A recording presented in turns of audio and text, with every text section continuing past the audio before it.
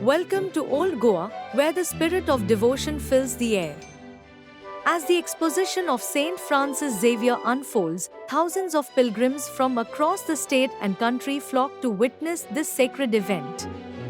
Long queues stretch under the sun, with faces filled with anticipation and reverence.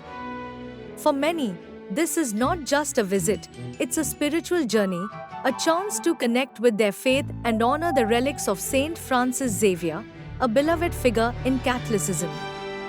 From families to groups of friends, each person carries their own hopes and prayers, united in purpose. Despite the heat, their spirits remain high as they wait to pay their respects. Join us as we celebrate this remarkable gathering of faith and community at the heart of Goa.